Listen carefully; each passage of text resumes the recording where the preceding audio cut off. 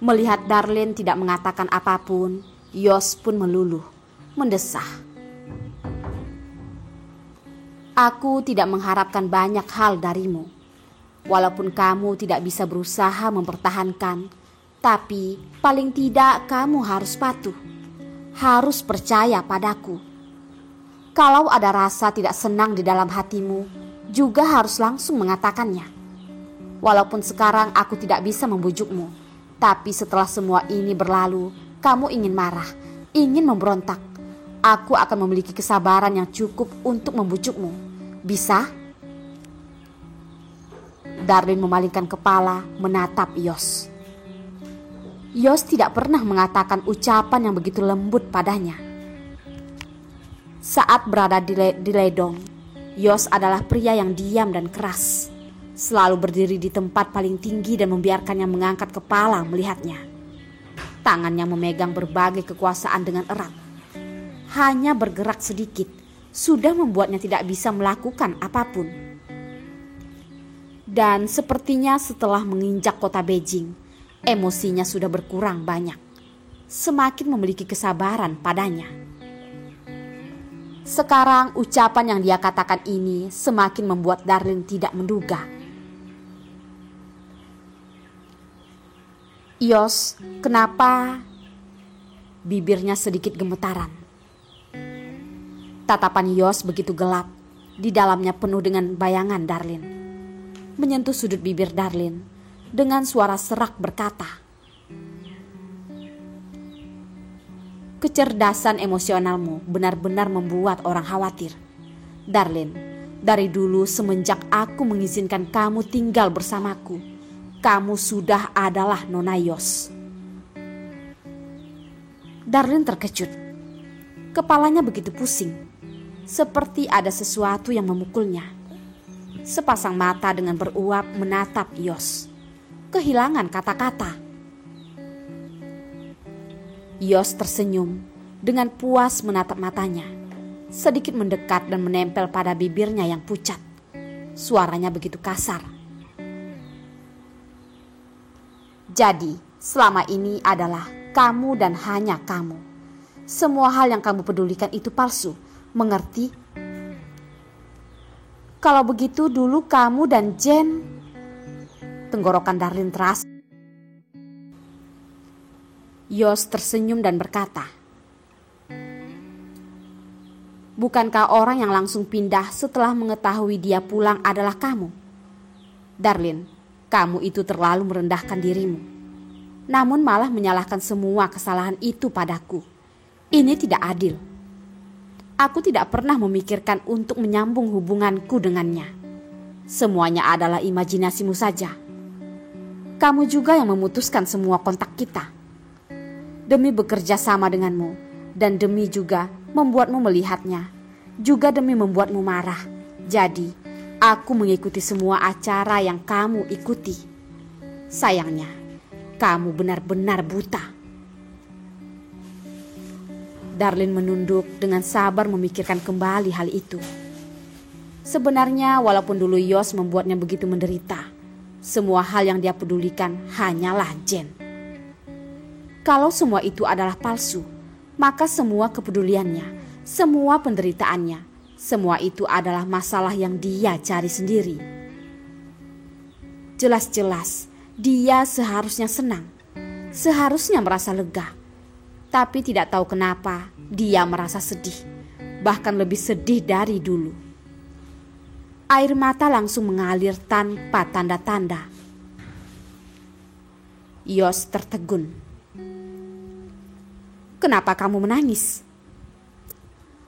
Yos terlihat khawatir. Darlene tidak menghiraukannya, diam-diam mengusap air mata. Terlihat begitu menyedihkan. Yos berpikir sejenak. Tatapannya gelap, mendekat dan menelan sebutir demi sebutir air matanya. Perlahan suara isak tangis menjadi semakin kecil. Yos menunduk melihatnya dan berkata, "Apakah masih ada penderitaan lain? Hari ini katakan semuanya. Selanjutnya, aku akan membawamu bertemu dengan semua kerabat keluargaku. Saat itu, tidak peduli apapun yang terjadi, aku tidak akan mengizinkanmu menangis lagi.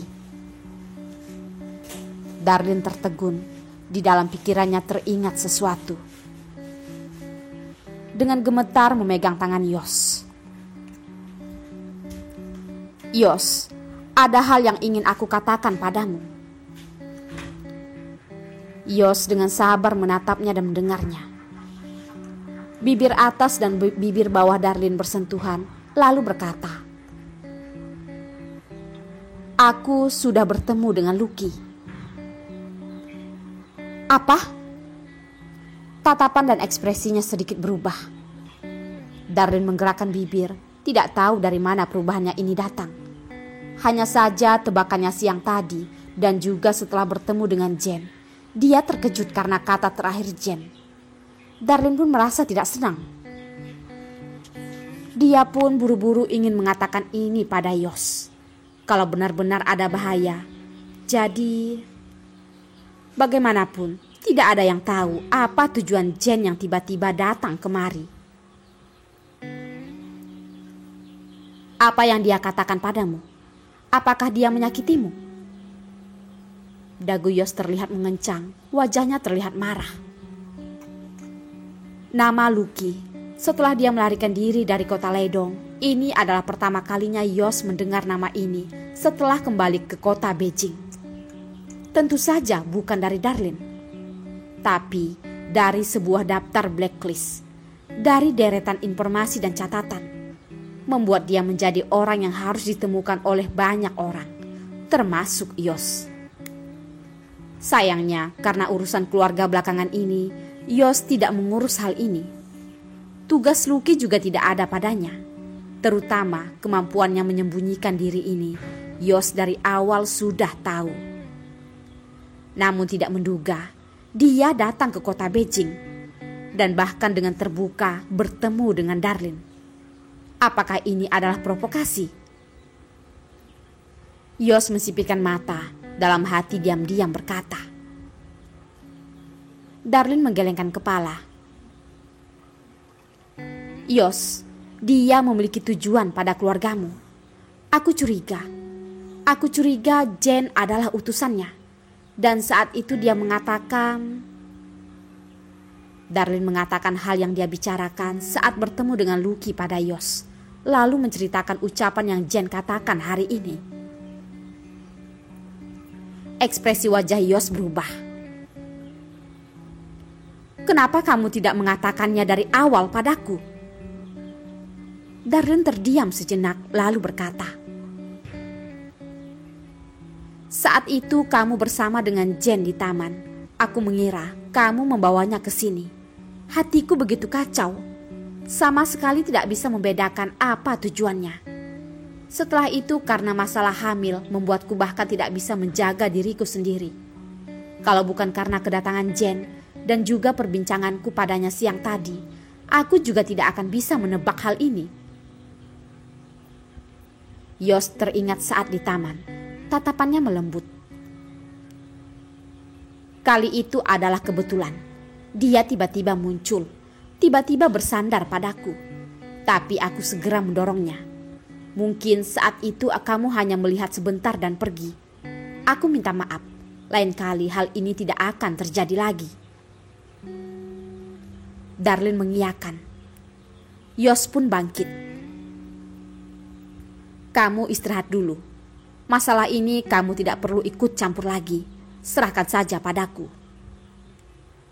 Darlin menganggukkan kepala. Yos mencium wajahnya lalu pergi. Keluar dari pintu, jantung Darlin masih belum berdetak. Merasa tidak tenang, seperti ada sesuatu yang akan terjadi. Saat ini di aula depan, kakek sedang marah besar. Alasannya karena ada sebuah barang di ruang buku yang hilang. Dia sangat marah. Ekspresi wajahnya begitu serius dan melihat beberapa pelayan. Tatapan tuan besar dengan tajam melihat wajah mereka. Sebaris orang ini sudah lama melayaninya. Saat ini menghadapi tatapannya ini pun merasa ketakutan. Paman Yuga berkata, "Hari ini orang yang ada lewat lantai 2 dan ruang buku, maju dulu." Beberapa orang saling pandang, lalu maju ke depan. Tuan besar tidak suka banyak orang. Orang yang melayani gedung utama sangat sedikit. Tapi karena putra-putrinya datang dan semua acara diselenggarakan di aula utama, jadi terkadang ada pelayan tambahan. Tapi lantai 2 dan ruang buku adalah tempat yang dilarang tuan besar.